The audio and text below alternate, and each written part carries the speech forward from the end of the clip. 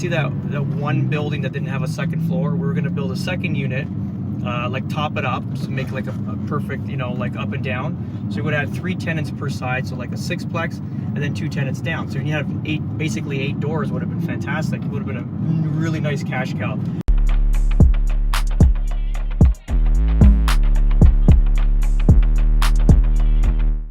So we're downtown Alliston. This is the main street, and we were actually going to buy one of these buildings. I'll show you shortly. It was a lower unit and an upper unit, but it was basically 2 buildings built into one. And I'll tell you why we didn't buy it. It was such a good deal price-wise. Oh my gosh, I had so much plans. We were going to make it a 6-plex upstairs, have a commercial frontage at the bottom, but it was set up as a restaurant. We wanted to obviously put it into office space. I didn't want a restaurant functioning and have like a 6-plex on top. You never know, like you don't want to have families sleeping upstairs in the restaurant. Burns the building down. It's actually these 2 buildings. Doesn't look like much, but they're so cute, right? I was gonna get this thing for under 500K. So this funky red and yellow building, and then there's this one here just adjacent to it, number 95. So those 2 units, but you know, up and down. So what we were gonna do is see that one building that didn't have a second floor? We were gonna build a second unit, like top it up, so make like a perfect, you know, like up and down. So we would have 3 tenants per side, so like a 6-plex, and then 2 tenants down. So you have basically 8 doors. Would have been fantastic. It would have been a really nice cash cow. Probably a big investment to get into it, because those are the first buildings built in Alliston. I think it was like the neighbor was built in 1890 or something. But the strange thing is, what I was thinking is that, okay, let me see if we can kind of split that unit. We can sell one off, and then we can fund one building, like the full renovation, you know, so we don't use any of our money.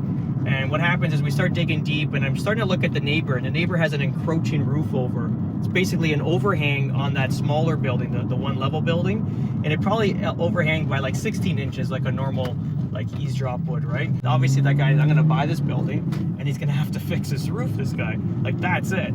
Like, I don't care. Like, he's got to fix it. We're going up and be done with it. The lawyers that reside in that building own the building too.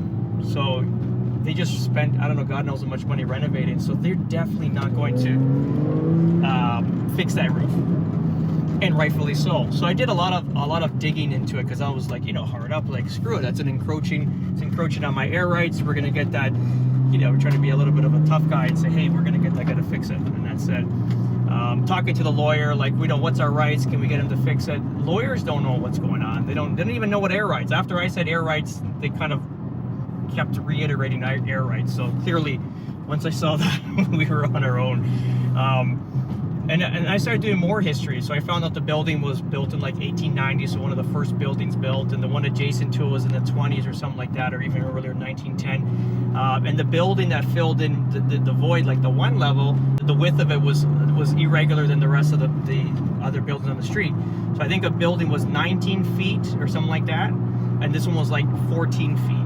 Something like that, 12 or 14 feet. So it was a lot of a narrow building. So basically, I figured that obviously they just filled in that building with no real permissions, or maybe they got something done, but it was never supposed to be filled in that area. That area was probably for carriages or like a through street at some time, and they just filled in that area.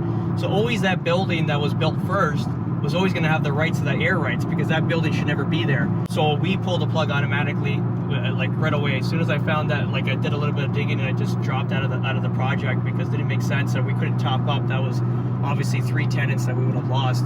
So we dumped the project, and we put that money into the Kleinberg project, which was an easy thing. It was a new build commercial/residential building that we bought for like $865, and we just sold it now for $1.7 million. So we've doubled it in value. I think in total that would have been well over $1 million in just profits, plus whatever money we put into it.